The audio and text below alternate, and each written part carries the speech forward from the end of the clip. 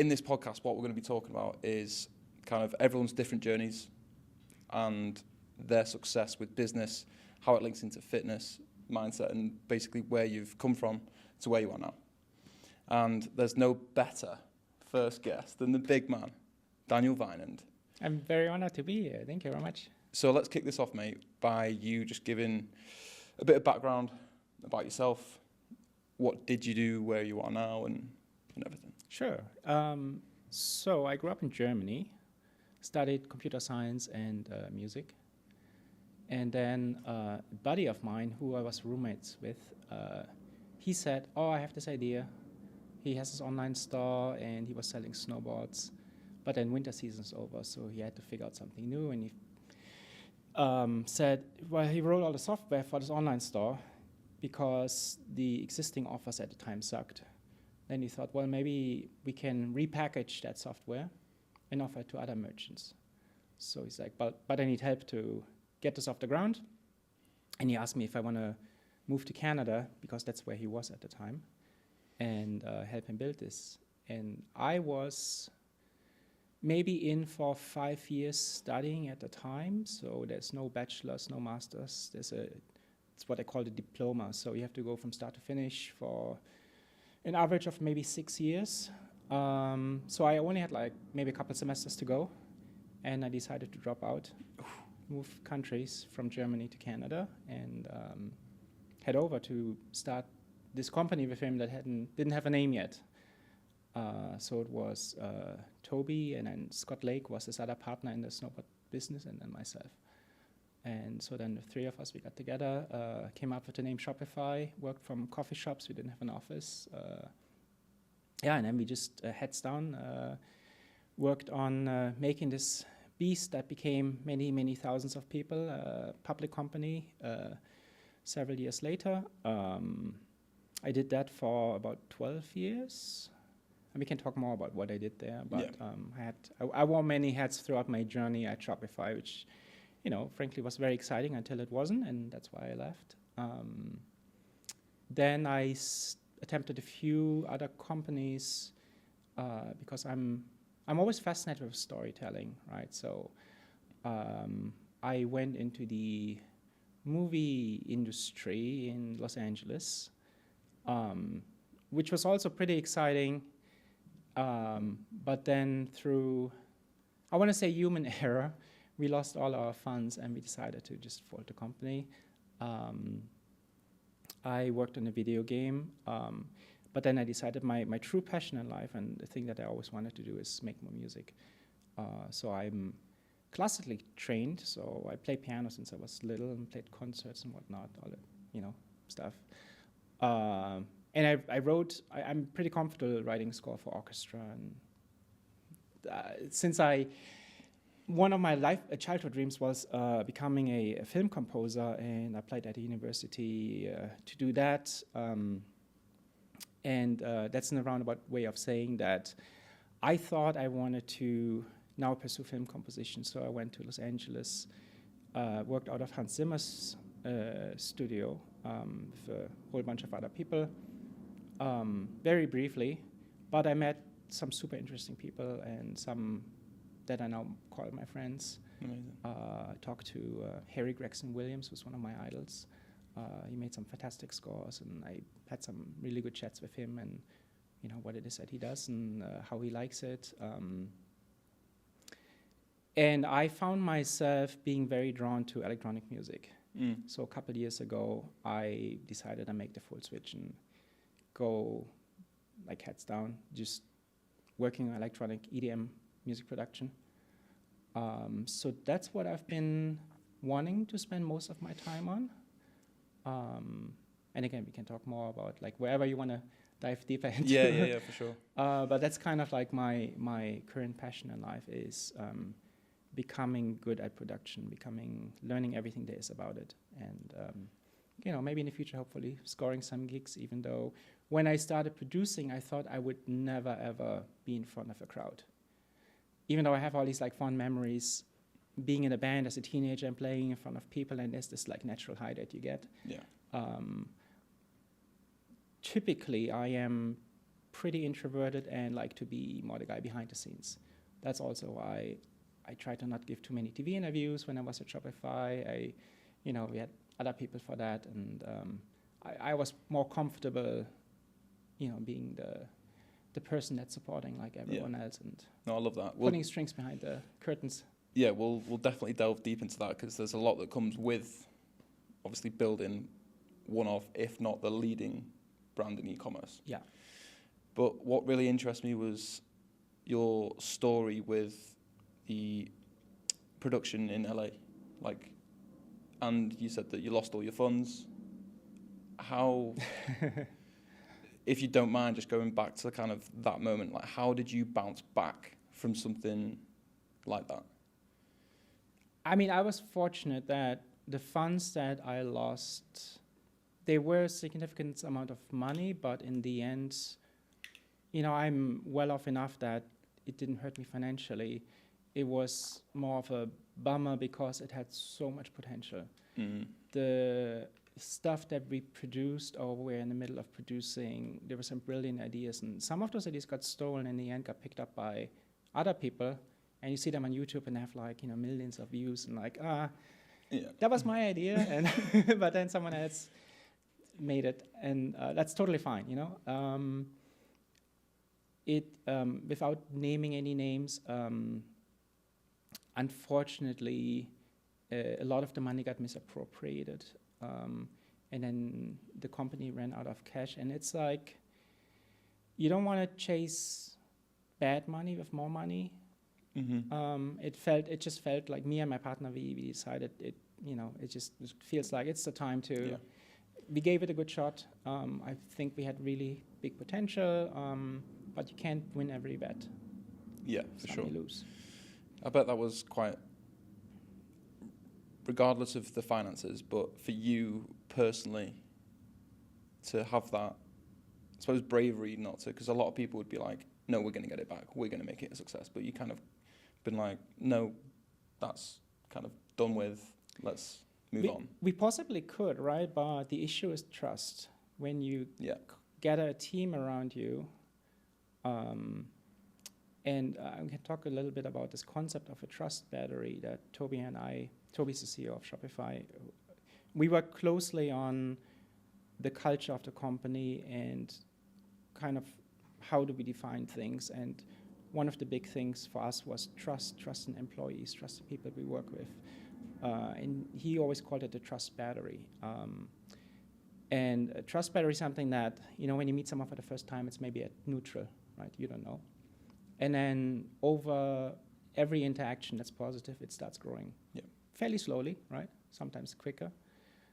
But it doesn't need a lot for the battery to drain and for someone to make really big mistakes or some very selfish actions that erodes the trust, and then it becomes very difficult to gain that trust back, right? So it's just seeing who have we assembled, and do we have trust to do this again or continue moving forward with these group of people? And we figure the trust isn't really there to attempt this.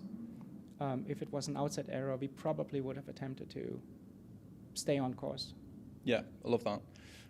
That kind of goes into the next point of kind of going into a little bit more depth with the roles that you had within Shopify. Because I know that you were the Chief Culture Officer at some point as well, which leads into... Which is a lofty title. which is what you were kind of touching upon. It's like building trust, trusting employees and building a successful culture in which is thriving both professionally and personally. Right. So in the very first days of Shopify, I was doing a lot of coding.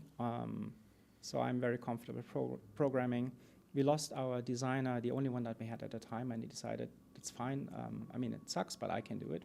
I teach myself. I love learning. I love teaching myself things. So I just became the go-to guy for everything design, whether that's branding, print material, website, the interface, user interfaces.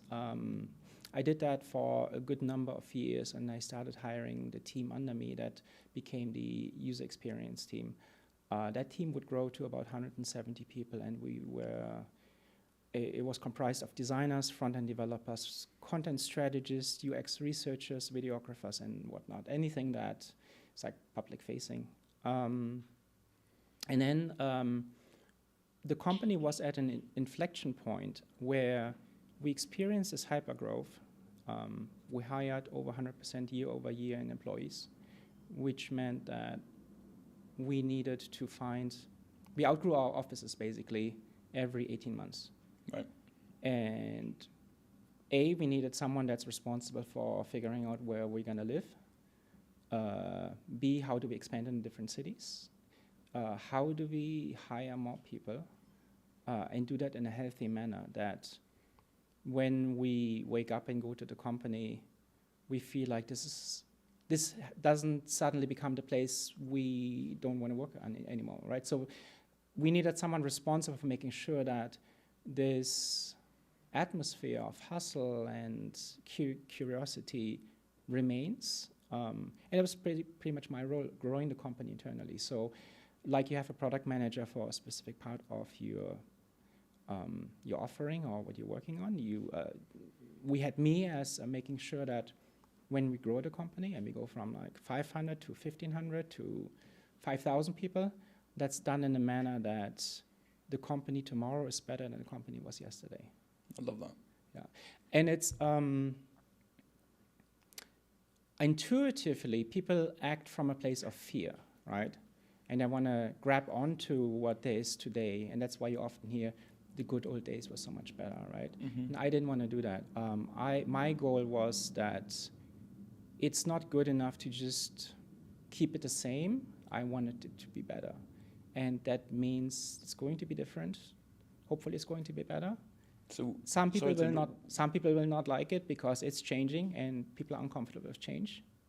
So give us an example of what changes you implemented into creating this kind of make today good, but let's make tomorrow, and just kind of this continuous culture of I want to go to work, I love this team, I love this company. The biggest one is hiring, right? Yeah. If you take the average of everyone in the company, you can write it down on a piece of paper and see where you're at. Yeah. So if you want to change that, so let's say you have a group of 100 people, it's somewhat difficult changing people's mindset because when you write policies and have people sign them, they may agree to them in front of you and they nod their heads and they sign them, but that's not necessarily what they believe, right? Mm-hmm. So it needs to be intrinsically, it needs to be driven internally by everyone, and everyone needs to believe it and not just say they buy into it. So that's why hiring is really important, and that's why I put a lot of focus on, hey, we need to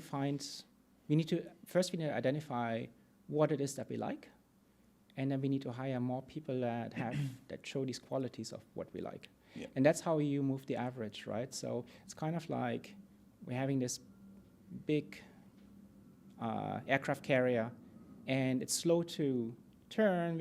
I'm this little tugboat, and I can affect the direction it's going. It's going slowly, but it's going towards the right direction. Yeah, no, I love that. And I'm a massive believer in like-minded people sharing the same qualities with the same similar vision. It's just so strong. And that's kind of what, from a coaching perspective, is what a coach is dreams of, is creating a community of like-minded individuals that, going back to that trust battery, you guys as clients need to trust in me, but then I also have that trust with you to make sure that you're delivering on all said kind of tasks and everything like that. Right. So trust and the shared responsibilities and that relationship. So basically from what I'm getting from that in a way is you're creating a culture, but having this relationship as a company that everyone is a link in the chain. Right. And everyone matters. And how do you deal with people if you can't seem to motivate them? Well, it kind of goes back to what you just said about intrinsic kind of motivation, intrinsic meaning. Because there's so many ways to develop motivation, but if you haven't got that intrinsic kind of, if you haven't had that conversation with yourself, like, I want to achieve this because, right, it's going to be a lot harder for you to get to that point if you're relying on external gratification or likes on Instagram or comments around the pool or more attention off males, females, whatever it is. So you need that before anything else. right. You need to know what you want. And then it's about having, from my side, giving you that framework, giving you the blueprint, giving you the steps in place to then tick off little steps, goals, milestones to reach a set goal. And the big thing for me is developing the education around why you're doing everything. So then you can go away and you'll have this knowledge that you can take with you forever. Yeah. Because I know a lot of coaches that kind of potentially hold back in that department, maybe because they don't want to share too much. I don't know. But for me, it's just like, give everything, like open book. And as you know, like on check-ins and stuff, like I don't hold anything back. Right. The professionalism maybe drops a little bit because, like, that's the other thing is, like, even though what we do is extremely professional and it's results driven, I want to create that trust. I want to create that relationship. So it's not always a stiff response. There's going to be swearing. There's going to be a bit of banter, whatever it is. But at the end of the day, the job still gets done. Yeah. But in a way that you're more like, oh, I can relate to that. Yeah. Oh, he struggles as well. Sweet. And it's just changing. I suppose it's being personable and developing communication skills in the sense that I would respond to you a lot differently from a mother of 5, 6 kids. Yeah. So it's just understanding the individual, building that relationship, building that trust, and then it literally, the momentum's scary. Yeah, I feel like your approach has a little bit of a touch of a life coach. I appreciate that. Right? There's this whole training component, right? And you have the nutrition, you have all these other things, but there's also this, trying to find yourself and understand like why you're doing this, which is, I think really important, right? Which is something that I haven't experienced with other trainers in the past, and also that's why I like working with you so much. I appreciate that. That means a lot. It generally does. Thank you. So again, just like circling back, with building and developing the culture within a brand such as Shopify, what were the biggest challenges you faced from developing change or kind of, putting change into such a well-established and brand that is on the up? The growth is like kind of, the trajectory is scary. How do you then promote change within the culture of a brand like that? The change itself is the thing that's the really challenging part. Yeah. Because people are so resistant to change, right? Why do you think that is?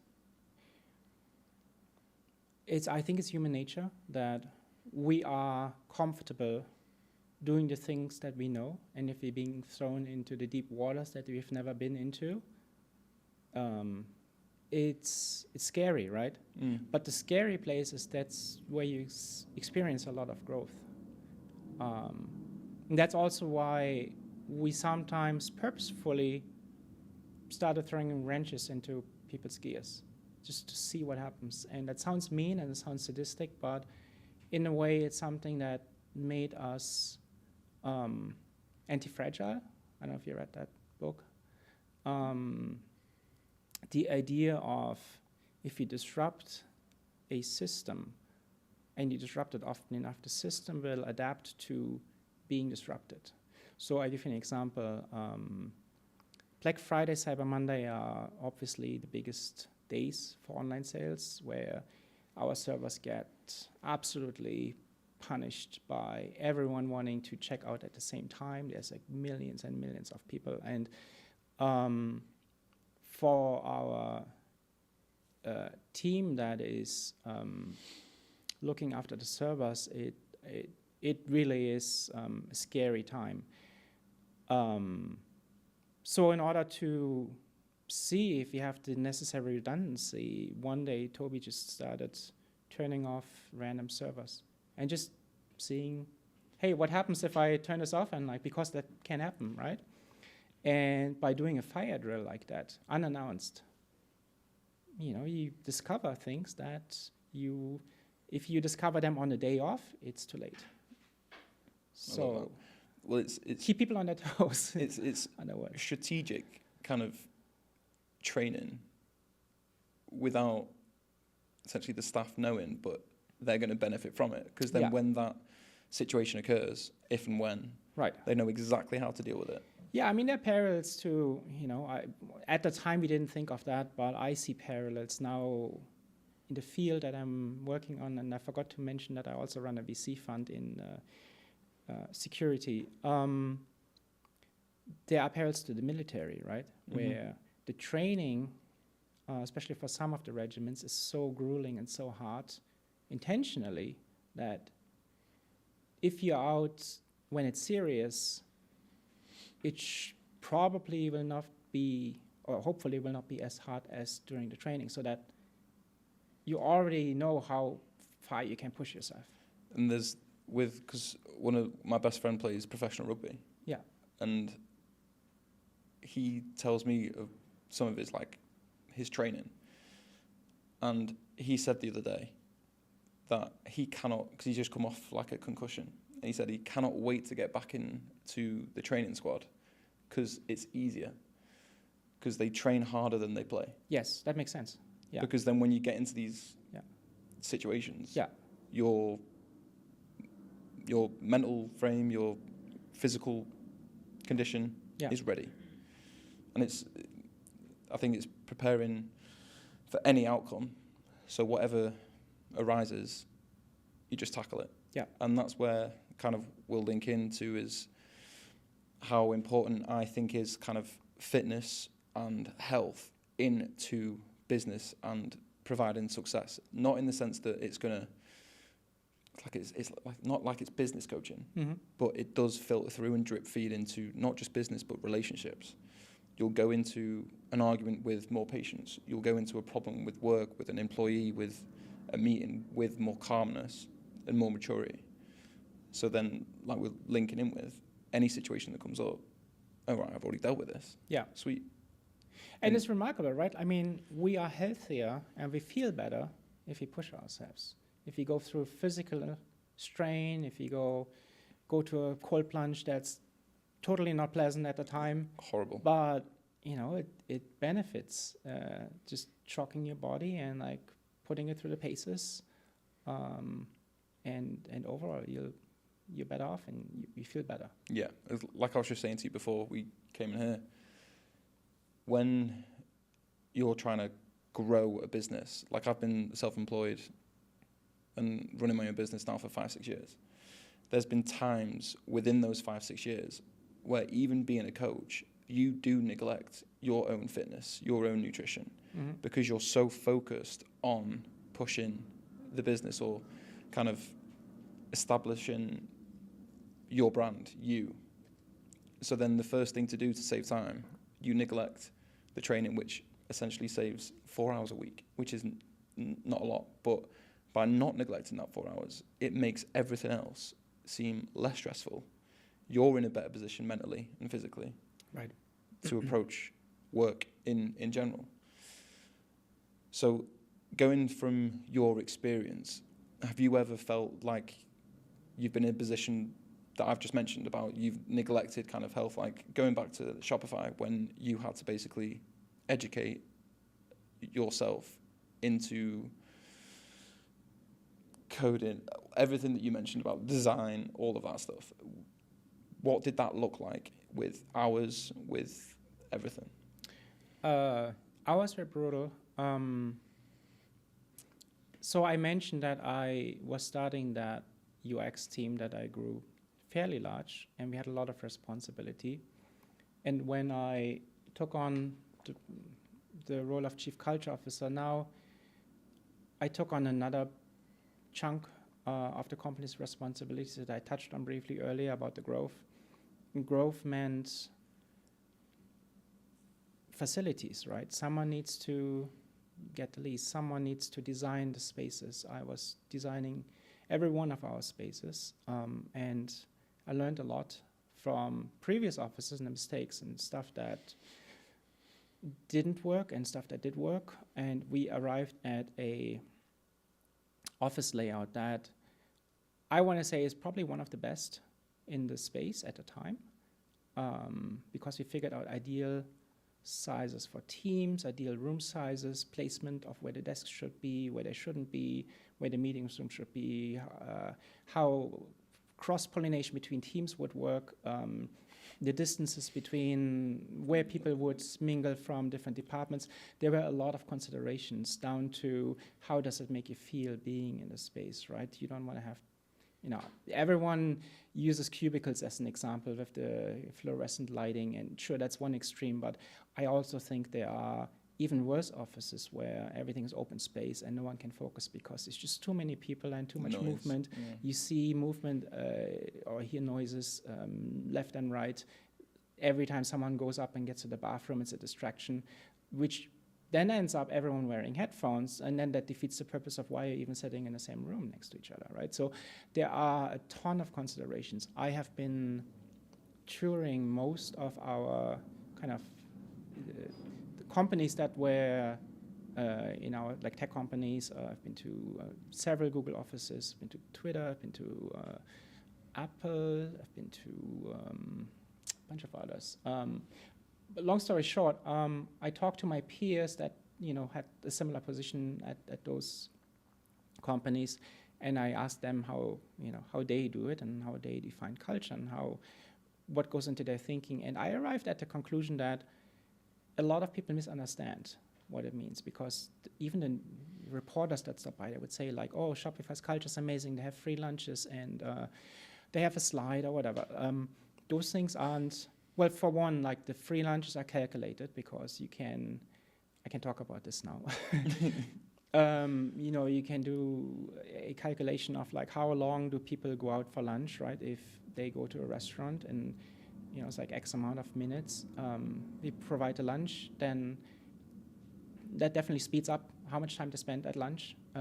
It also makes sure that when they do have lunch, they have lunch with people from the same company, and there's a lot of, even though they are taking a lunch break, a lot of them will still continue talking about something that they are, or they maybe, I need to talk to someone from this other department, right, that needs to help me on something. Well, why don't I schedule a lunch meeting with that guy, right? It was pretty good equation for us and a pretty good investment.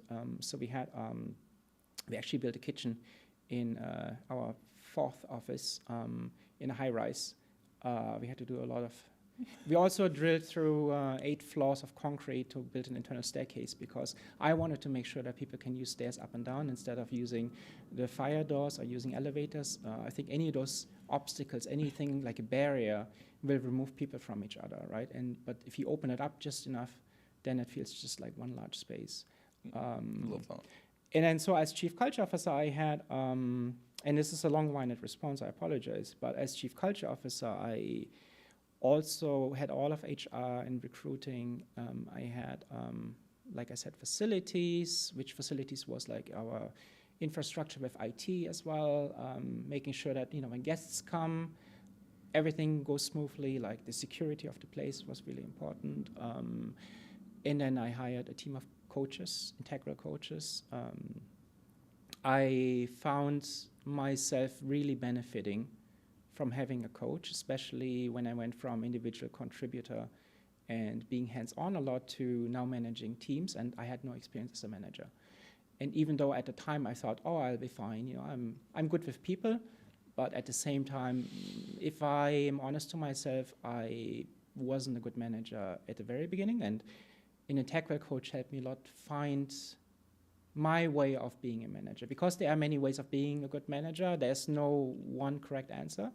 It has to work with your personality as well. Yeah. And that's why we got coaches, so that when other people got promoted to being a manager, they also had that access to learn what it's like. And by the way, there's also a big mistake that I see in pretty much every company, where when you get promoted, you always get promoted until you're bad at your job, if that makes any sense. So for instance, like someone is good at, I don't know, designing like little widgets, right? And then they're in charge of a whole group of people that design little widgets, and maybe that's fine. And then they get promoted again.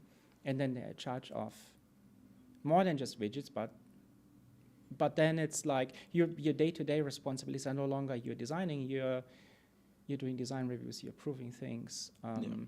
But then also it's a lot about like how do you get the most out of the people that work for you, and those skills don't really overlap. So like we actually wanted to celebrate people that realized, you know what, manager isn't cut out for me. I want to go back to being hands-on and work on what I'm really good at doing and what I really enjoy doing, and that's totally fine. Not enough companies do that.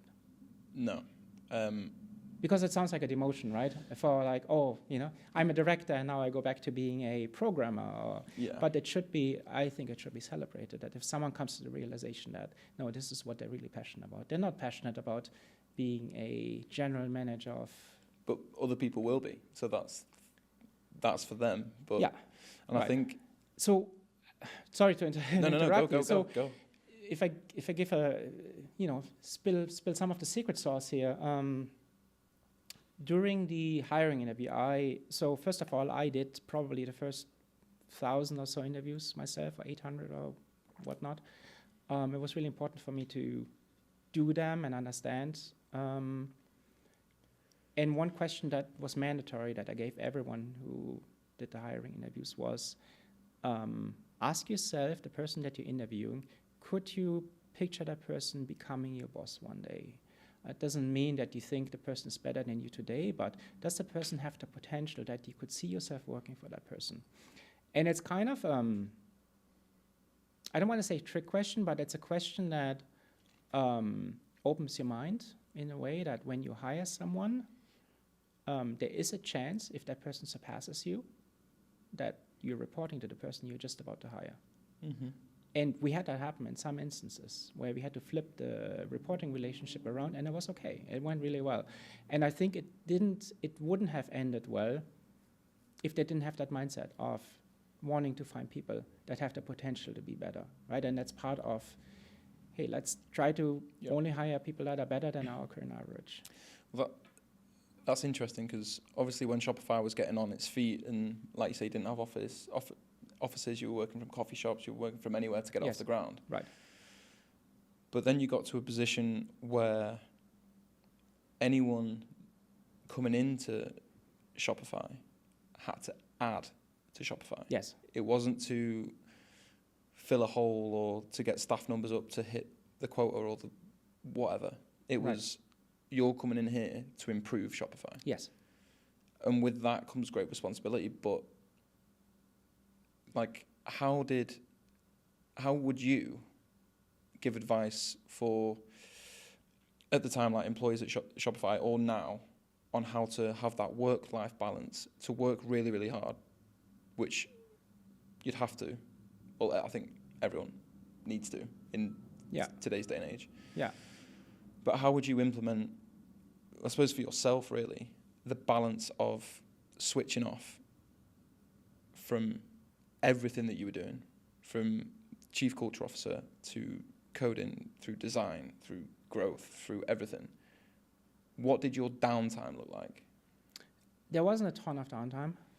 And I guess maybe that's part of why as long as I was excited about what we were doing, it wasn't an issue. So I want to say for 10 years or something like that, I had very, very little vacations. And I had to force myself to take some time off because if I didn't do it, then the people that report to me also would feel hesitant about taking time off because they want to impress their boss. Yeah.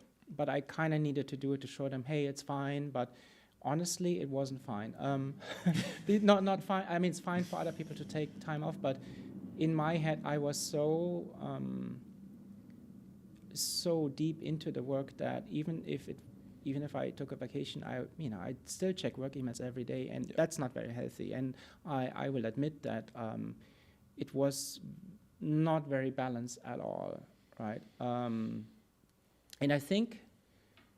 So when people talk about burnout, right, talk about long hours, I think you can sustain that for a very long time as long as you're passionate about what you're doing, because then it becomes play more or less. Right? Yeah. Sure, there's like lots of annoying things, but if this is really what motivates you, what drives you, you can easily do 80 plus hours.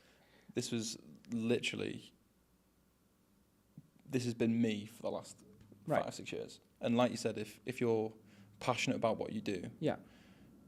you kind of forget burnout. Yeah. You just be like, oh, I'm tired, I'll sleep.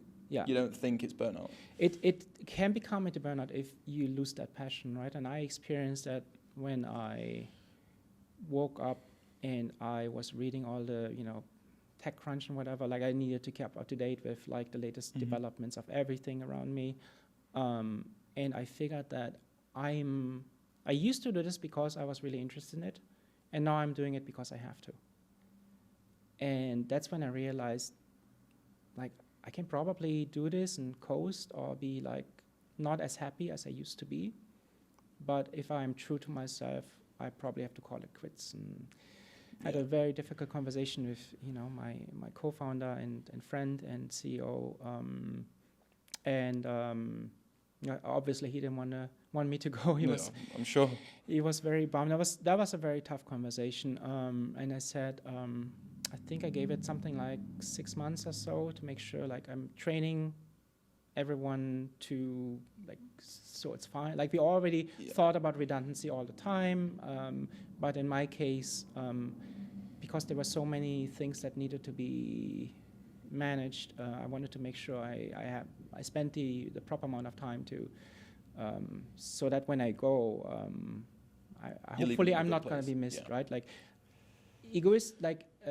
selfishly, I would want to be missed, but at the same time, what's best for the company is to not be missed, right? Yeah, I get that. Another thing as well that I think is key for any business owner or entrepreneur, though, is when you're trying to get a company, your company, or a company you're deeply involved with off the ground, it takes the hours, it takes the hard yards, it takes the graft. So it might take working every day for a month. It might take not taking any vacations. Sure. And one bit of advice my mentor gave me last year, out of everything he could have said, he was like, you need to take more time off. Because it was just, and like I say, it's passionate. Like I'm not financially driven, I'm not materialistic or anything like that. I just want to change as many people's lives as possible. Yeah. And that is my passion. Yeah. So the first vacation that me and my wife had, that I didn't take my laptop with me or didn't check anything on my phone, was our honeymoon in however many years. And that felt tough, but I realised the impact that had. Right. Having that, knowing that everyone's going to still be okay. Yes, absolutely. And then just picking up from where you left off. Yeah. And having that kind of, going through that was tough. But now I've kind of learned from building a company from nothing to starting to gain more success. And not just with clients or finances or anything like that, it's with the actual results that I'm getting you guys. Because that time where I would, and this is something that we'll go into like privately as well, it's just how to strategically manage time and like time blocking and just working with efficiency, which I'm sure that you must have done throughout your whole career because your workload would have been scary. But enabling you to feel okay to take time off, like yourself coming from Canada to Vegas and just being like, no, this is my time. Yeah, I'm going to play poker. I'm going to relax, and I'm going to do a podcast. Right. Yeah. So it's important to put the hours in, but those hours make them specific on key tasks. Because I used to spend hours replying to messages, but then because love everyone that I coach, I'll start a conversation, and then that conversation per client would be 20, 30 minutes. Sure. Times that by 40. Yeah. That's a couple hours done. Sure. And I'd be like, oh, all my brain juice is not kind of wasted, but that could have been optimized on another task. For sure. Yeah. Yeah. And it's just learning that and like failing, throwing in a spanner in the works. Like without Wi-Fi or if something goes wrong, it's done. So then what do I do? And it goes back to kind of throwing a strategic spanner in the works. Right. I mean, so that's a huge topic, right? Time is probably the biggest topic right now for me, for many people. You have to think about everyone has the same amount of time, right? We all have the same 24 hours. It's kind of the currency that I'm dealing with. You can exchange time for money. You can also exchange money for time. And not everyone's conscious about this, right? So if you, give you an example. So if you have a busy day, right, and you take an Uber home, you can either do that or you can do a ride share and you save $5, but spend an extra 30 minutes in the car. So then you kind of get the feel of, okay, my half an hour of my time was worth $5, right? Do I really want to do that? And maybe some days it doesn't matter. Maybe it's fine, have the extra 30 minutes. But I think it's good to be conscious about time and be also smart about how you use your time. So I had this exercise that I did for quite a while, which helped me a lot to figure out how I'm spending my time. And it's, you grab a piece of paper, you divide it into 4 quadrants, and you on the one axis you write strategic and tactical. Tactical being the things that are kind of like on the spot versus like the long-term stuff. And then on the other axis you write urgent and not urgent. And every time you do a task that's longer than, let's say, 5-10 minutes, you write what the task was, and you write it in one of the 4 quadrants. And then at the end of the day, you can see, okay, this is how I spend my time. And if it's like mostly on the non-urgent tactical stuff, then you're not really spending your time well. It's funny you say that, because literally over the last 2 weeks, I've started to understand and use time better, going into like strategic planning of my day. Yeah. So now at the end of each day, I'm reviewing how long each task took me to do. And it's down by the minute. And literally very similar. And marking it as strategic planning, whatever that task is under whatever category. And then reviewing it and being like, highlighting kind of the less important tasks, whatever that may be, in red. And then just seeing, just clear by a visual and just being like, right, sweet, well, tomorrow I'm just going to make it more green or whatever. But having that in place shows me how productive I am. Because there's times when, and it's the same with like when you're fatigued and you go into a session, you don't feel like you've done well, but you actually have. It's just your your mindset telling you that, oh, you didn't do very well today. But when we look at the stats, it paints a completely different picture. Yeah. And it's exactly the same for me when I look at my day and how productive I've been. Right. And when everyone has an off day. But then when I look at this timestamp and I'm like, I actually did the same as I did when I was feeling the best. Yeah.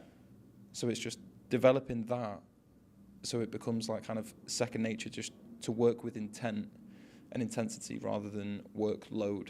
Yeah. So you can work 10 hours, but you can do, I think, what is it? There's a law, I can't remember the name of it, but if you give a task, so if I said check-ins, for example, that's going to take 8 hours. Yeah. I would do everything to make sure it lasted 8 hours. But if I say I'm going to do check-ins in 2 2-hour slots, it will be done in 4 hours, a lot more efficiently. Exactly. And the response that you get is going to be better because I'm not going to try and long-wind any explanation or educational things. So it's just making, and I would advise this for anyone, is to review your time. Yeah. It makes you appreciate time better, and it will actually, like it's for me now, freeing up more time.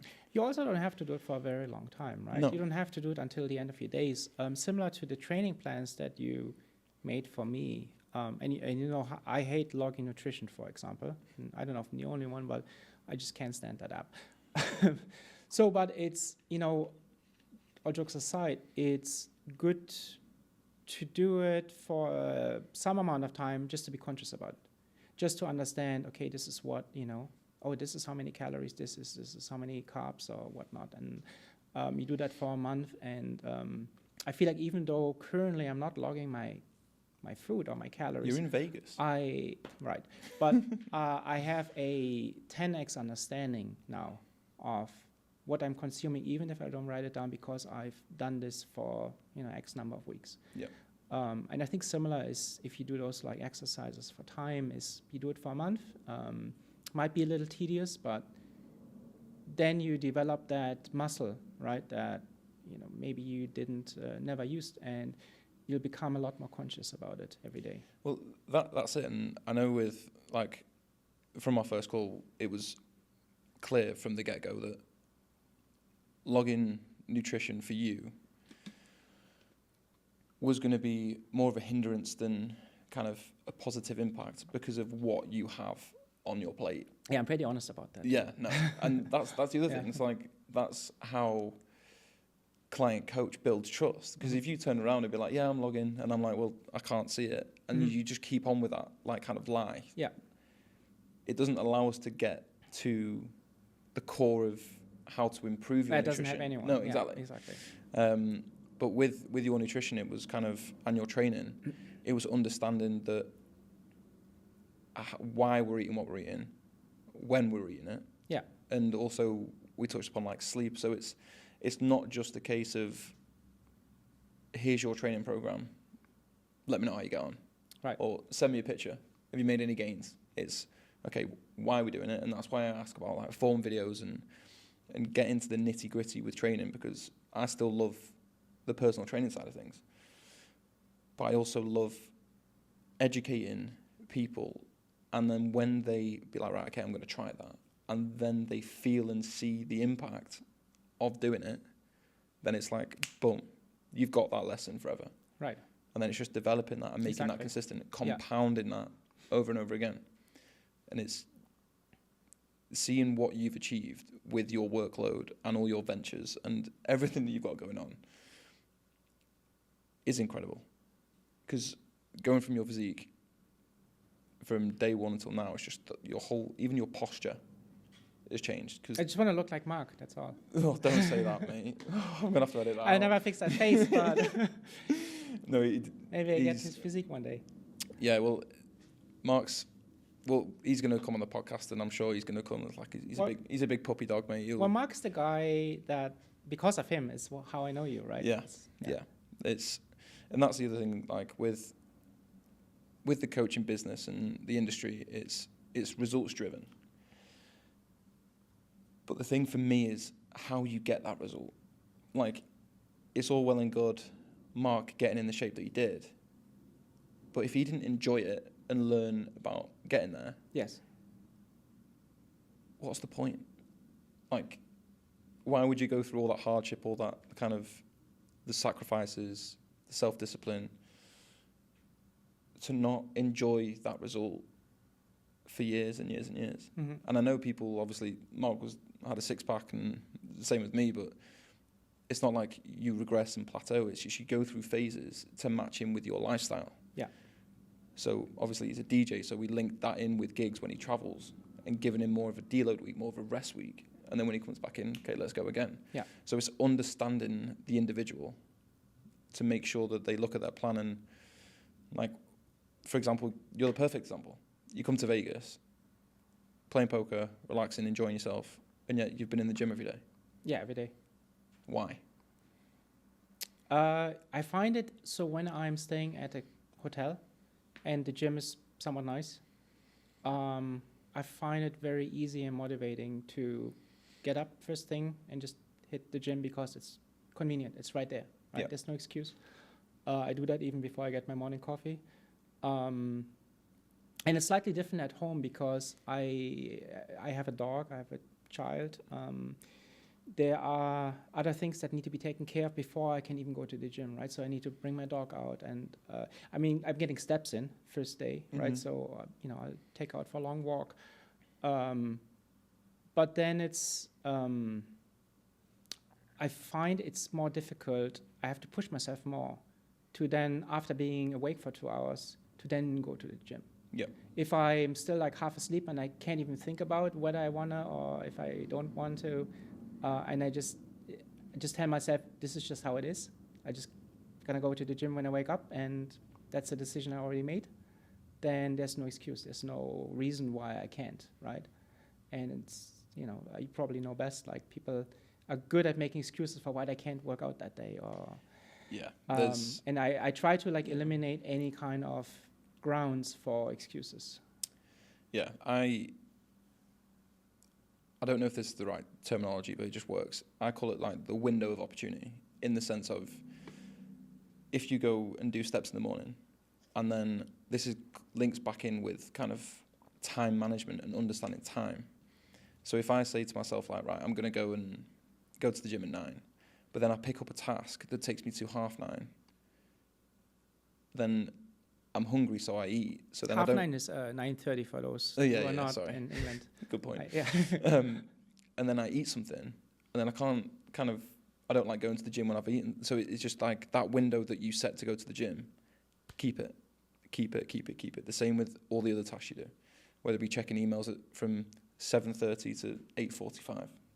Keep it, and just keep those blocks of time, because one thing that I've really noticed is the more productive I am in my day, the more energy and the more accomplished I feel at the end of the day, the better my sleep is.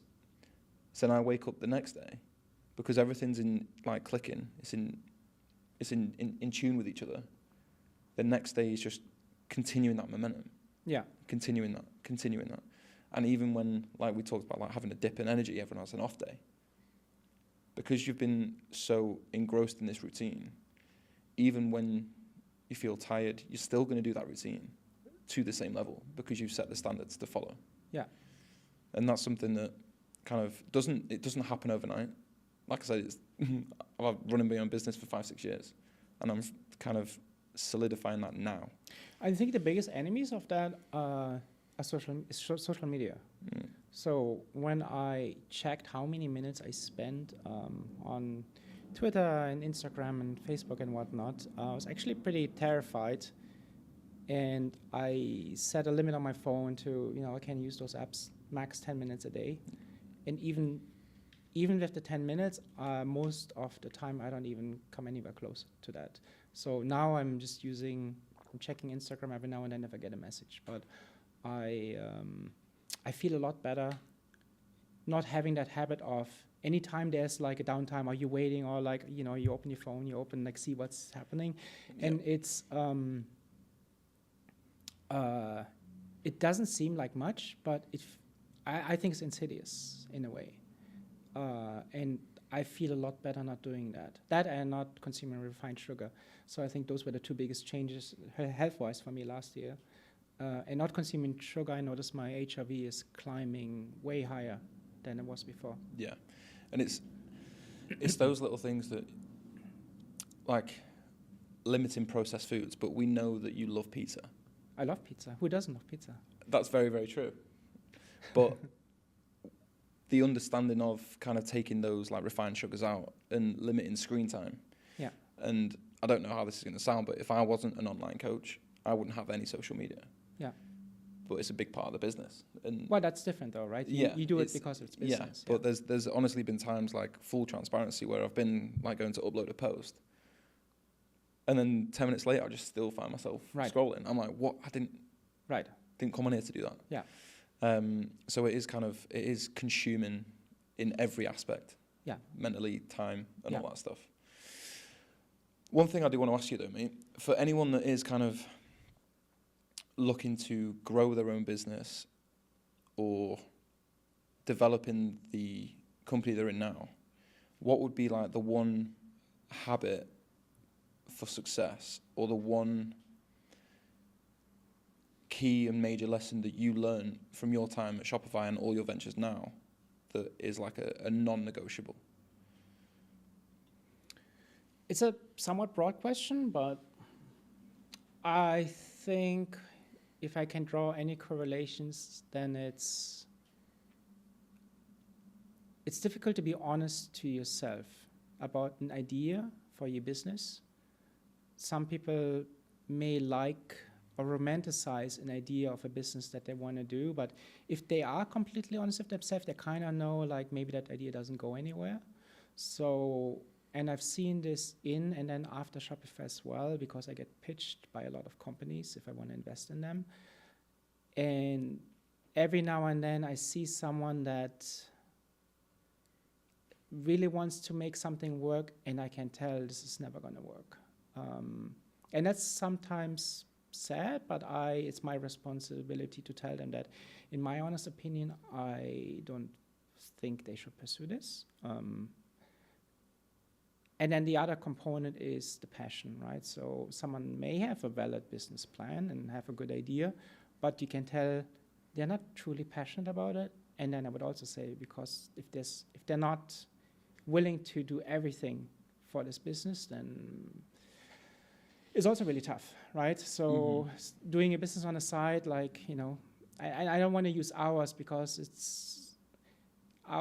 it can be detrimental sometimes talking about like X amount of hours spent, because people are not, we as human beings are not always the smartest in how we spend those hours. But I think passion is absolutely mandatory for what you want to do. Yeah, so honesty and passion. Because if you're honest with yourself. Honesty is definitely the hard part. Honesty, not just with yourself, but I've been in situations where someone wants to like kind of collaborate and do like a deal. I'm not going to mention any names, but it didn't link in with my vision or who I am. So that's where I could have been like, yes, it's going to boost engagement. I'm probably going to get clients that aren't linked, like in the same kind of vision direction as me and as you guys. So that's, again, just linking back to that was when I was honest. And obviously the passion is, it can't stop. And when it does, just like you did, kind of linking back to Shopify, you understood that, like then you say you woke up and it's just like, I'm not excited, but the reasons for doing it were changing. Yes. So then you came to that realization, you were honest with yourself, and then you put your passion into other ventures, other areas, when you go into like EDM and producing. And to be fair, I mean, I am in a fortunate position that a lot of people aren't, right? And I realized that I got very lucky too. It's not just the work. But I will say that it's very important to listen to your intuition, because sometimes you kind of know, but you try to not listen to your intuition and make a choice. Like you said, right there, you maybe had the feeling that, this collaboration wouldn't be what you want to see for your company, and you acted on that. But other people would have not listened to the intuition and followed through, and then maybe regretted that. So I think that's a big piece. Big time. I think, honestly, that is the perfect ending. Thank you very much, mate. And that is the first episode of the High Performance Hub completed. If anyone were to find you, Daniel, where could they find you? Even though you literally just said that you don't really go on Instagram. But I mean, I do have Instagram, just my name, Daniel Weinand. Instagram's probably the best. I'm not really checking any other platform. Amazing. Yeah. So perfect. Thank you. Thank you for having me. Absolutely. That's awesome. Yeah.